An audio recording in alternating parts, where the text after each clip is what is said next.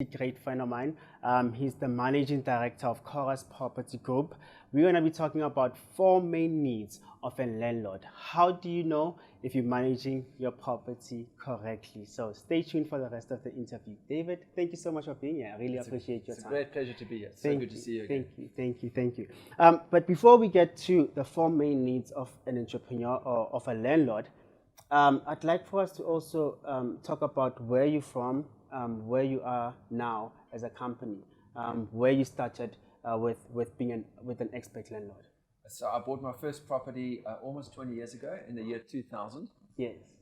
And I made a lot of mistakes on that first property in Cape Town. It was a complete stuff up, and then I realized from day one that proper property management is crucial to long-term property management success. And then about 2 or 3 years later, I started a property estate agency, and since then we've grown to managing about 1,700 leases across Cape Town and Johannesburg. Wow. Mostly in the residential space. Wow. That's really amazing. 1,700. Yes.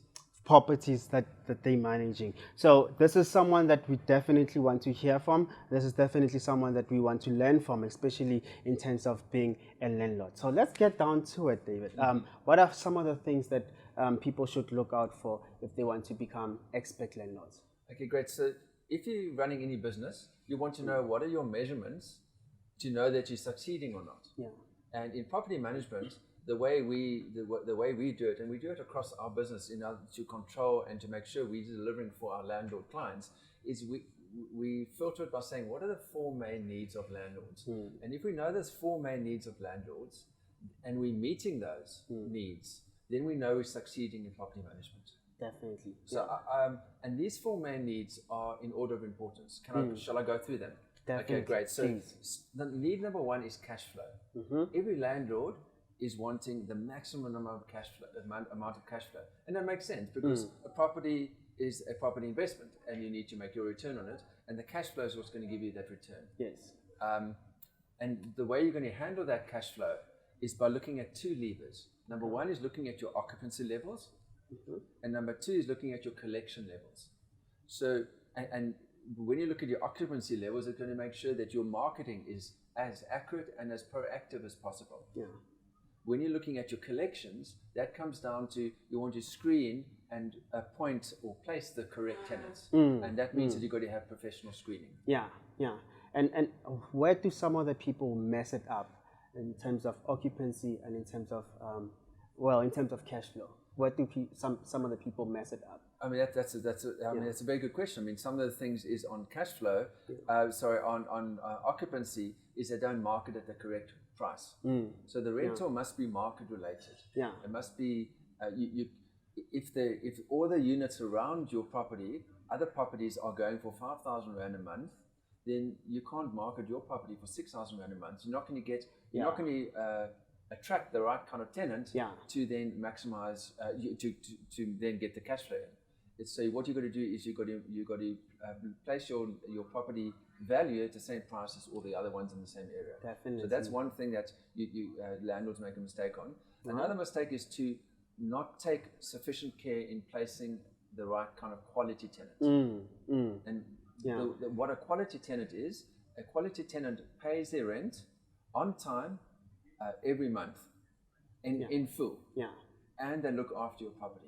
So in order to achieve a quality tenant, you need to have the correct screening process. You need to screen your tenant correctly to make sure that they earn sufficient income to be able to pay the rent.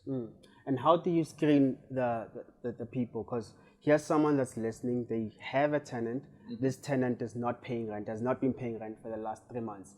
Where did they go wrong with their screening? You know, because most of the time, they're desperate, you know, you have a property, you have a bank to pay for, you have a loan to pay for with the bank, but now the first person that comes in, you say, okay, at least now my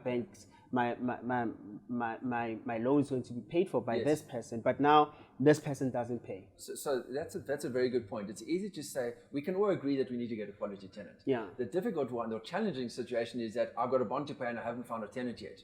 But let me say it this way, you've lost 3 months, this person has lost 3 months of rent because the tenant hasn't paid. It's rather to lose 1 month up front, even though it's very painful, to make sure that you're choosing the right tenant. The way you're going to choose the right tenant is to get a tenant to fill out an application form, and together with that, they're going to supply 3 months bank statements, and they're going to supply their salary slip, which is their proof of income, and then they're going to supply their ID document. Then you use that information, you go through the bank statement to see that the income is coming into the bank statement, and then you do a tenant profile network or TPN check to see their credit record. I love that. And then very important is to do credit checks, to do reference checks on previous landlords. How you call the landlord where they're at the moment, and you call a landlord that's previous at the stage, and you check with those landlords if that tenant paid their rent consistently. I love that. So that's the first point. Yes. So number one is cash flow. The second main need that every landlord has is to know what the condition of their property is. So, and the reason why that's important is that part of the return on a property investment is the asset growth that you get in your property. So, and that comes and goes, and that's not a lot of, we can't have a lot of control over that, but what we can control is that if a property deteriorates over time, it's not going to rise, its value is not going to rise in line with the market value. So you want to make sure that your property is sufficiently maintained that it goes up with inflation. I love that. That's super important. So the way you're going to achieve that is, number one, is to do proper inspections. Ingoing inspections with your tenants and outgoing inspections with your tenants. And a lot of people, what they do the outgoing inspection, but they don't do the move-in inspection. Well, the thing is that if you don't do the move-in inspection, you can't hold the tenant accountable for damage when they move out the property. So that's super important because that's going to help you with the condition of the property, but it's also going to help you not lose as much income. I've seen landlords lose income because they can't hold the tenant liable for the damage that the tenant might have done. Exactly. That's something that I also saw you emphasizing on your book, The Expert Landlord. When I was reading through it, I saw how the importance of, that was like some of the things that, like, at the very, very beginning, where you actually emphasizing the moving inspection and some of the stories that happened with other people that did not have a moving inspection. It's super important. And also, one of the benefits is that you are being professional with the tenant. Your tenant understands from day one that we need to look after each other's interests and needs. So the tenant needs to know that I'm going to look after the landlord's property, and then the tenant also understands that the landlord is a business person who is going to meet their obligations as per the lease as well. Another thing to do on the second need, which is looking after your property's condition, is to make sure you're doing proactive and reactive maintenance. So every now and again, there's maintenance issues going to come up. I know it's quite difficult for most landlords with cash flow challenges, but to be as proactive as possible in meeting those maintenance requirements. And this is not necessarily damage that the tenant has done, it's just normal wear and tear that happens in the property. So maybe every 5 years you want to repaint the interior of your apartment, for example. But understand it's not about only meeting the tenant's need, because the tenant wants their maintenance done, but it's a way of controlling the value of your property over a period of time. I love that. So that's the second point. Third need, which is really important, is your administration. And administration is made up of a few things. The first thing is to make sure all the administration around that particular tenancy is filed in one place, whether it's online or whether it's physical files. That means that your lease agreement with that tenant is recorded. It means that you're doing your statements every month. For someone that doesn't even know what a lease agreement is, because now they have a property, they just want to put a tenant in. They don't even know what a lease agreement is. Can you also explain what that is? Okay, so lease agreement is really listing the expectations from both parties. The lease agreement is not only saying what the tenant should do during the occupancy of the property, the period of occupancy. It's also dictating what the landlord should do for that period. And if you don't have something in writing with both parties sign, there's going to be a huge risk of misunderstandings. But I thought you were supposed to do this. I thought you were going to pay the rent. Oh, I thought you were going to pay water. I thought you were going to pay electricity. And what a good lease agreement does is list all those things. And it's important to get the tenant and the landlord to sign that lease agreement. You give the copy of the lease agreement to the tenant. So when an issue happens some issue happens through the period of the tenancy, is that instead of saying me saying to you, you're the tenant, I'm the landlord, but you must do this for me. We're saying, but we both signed this lease agreement. Yeah. You signed it, I signed it. Both of us need to meet the requirements of this lease agreement, and it makes the management of the process so much easier. Bear in mind, what we want with property management, if you're not being efficient and effective at it, how can you build your portfolio? If you're spending 6 hours a day on managing one property, how can you buy a second property? Yeah. It's going to be difficult. Things like getting things like your lease agreement sorted means that you can now buy a second property and a third property. Yeah. And what are some of the other documents that they must also keep filed? Yeah, I mean, all your copies for SARS. I mean, once a year you've got to submit your information to the receiver of revenue, and you've got to have copies of all the maintenance invoices, for example. Yeah. A copy of your lease agreement. Yeah. Also a copy of your invoices. So on the administration side of things, what you need to do is also invoice your tenant on a consistent date every month. And then check your bank statement on the first of the month that the rent is in. Property management is a series of just ongoing administration tasks.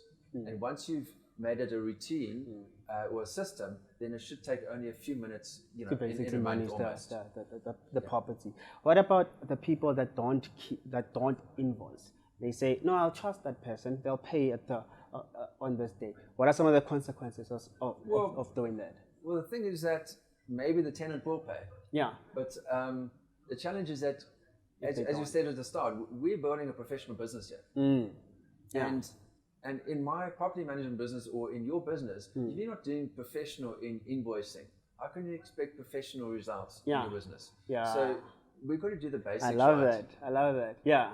So, that's what you do. You invoice tenants, and that means when the tenant doesn't pay or is a bit late, you can then say, but I've invoiced you, as opposed to the tenant saying, but I didn't know what I needed to pay. And we can say, but you signed a lease agreement, and that's just an excuse, and it is, but you want to remove all the barriers of a tenant paying. Bear in mind, administration, there's also big challenges with utilities. It's a big risk. And you want to make sure, if you don't have prepaid meters for water and electricity, then you've got to invoice a tenant for those amounts. And those amounts may change from month to month. Yeah. So that needs to be on the invoice. On the invoice, yeah. Perfect. Now, the fourth thing that people should actually look out for when they want to become landlords. I think this is not a practical thing per se. It's more of a feeling thing. And entrepreneurship and business ownership, a lot of it's about emotion. And the fourth one is basically simply peace of mind. If I'm so stressed about my property and what's happening with it, I'm not going to build my portfolio. And we find with landlords when they're nervous or they're worried, they tend to sell their property eventually. And what you want to do is avoid that. And the way you're going to achieve that is the goal, we call it peace of mind. You need to be able to, at 3 o'clock in the morning, wake up and realize you've got this R1 million or 500,000 rand property, and you think, okay, I've got all of the systems in place, things are happening under control, and I can go back to sleep. That's the emotion I'm talking about. And the way you're going to achieve peace of mind is by making sure the basic systems that we spoke about for the 3 main needs are sorted. Yeah. How about, because when you talk about peace of mind, you get a tenant 2 o'clock in the morning, they knocking, hey, my geezer, I don't have hot water. Is that part of the peace of mind that you're talking about? That you have systems to manage your property, even though there's systems. Because I also read that in your book where you're talking about having a system where even your tenants, you tell them, these are the times that you can actually call me. These are the times that you can actually text me. These are the times that you can actually engage with each other. From this time to this time, we can't engage with each other because that actually messes up with your peace of mind. But not only that, it's not in the system. So to put those systems out there, that's very important. And those systems come with experience. Yeah. But I think it's important, I think for any future landlord or any aspirant landlord, they shouldn't get too stressed about the details, because they're not going to.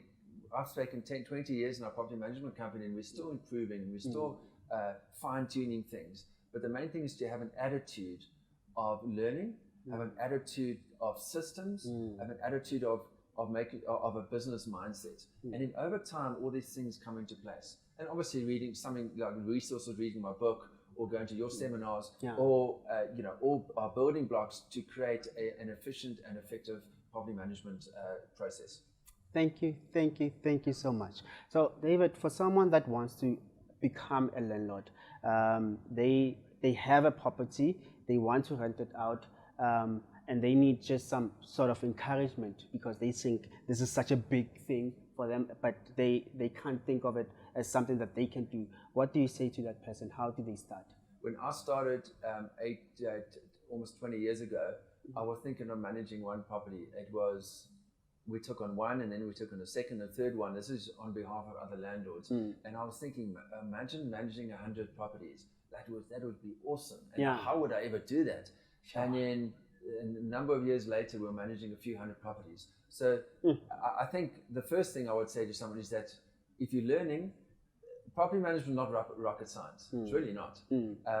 Once you're over that first barrier, you'll find it's relatively easy.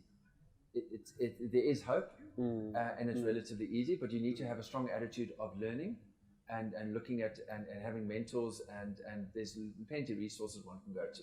But I think having hope and is the main thing. I love that. And how does someone that wants to be in touch with you or your company, Chorus Property Group, how do they get in contact with you? And for someone that says, I don't want to manage some of my properties, I'd rather get an expert to manage it, how do they get in contact with you? I think the easiest would be on my email address, david@chorus letting. It's CHORUS letting.co.za. I love that. Thank you so much, David, for being here. Everyone that's listening, if you want David back, because he's absolutely giving great advice, some of the questions that you'd like for him to answer, please write them down. Write it down, comment below and say, this is some of the things that you'd like for us to highlight about leasing your property or letting your property. And we'll make sure that we get David back to answer some of those questions. But for now, thank you so much. We'll see you on the next video. Cheers.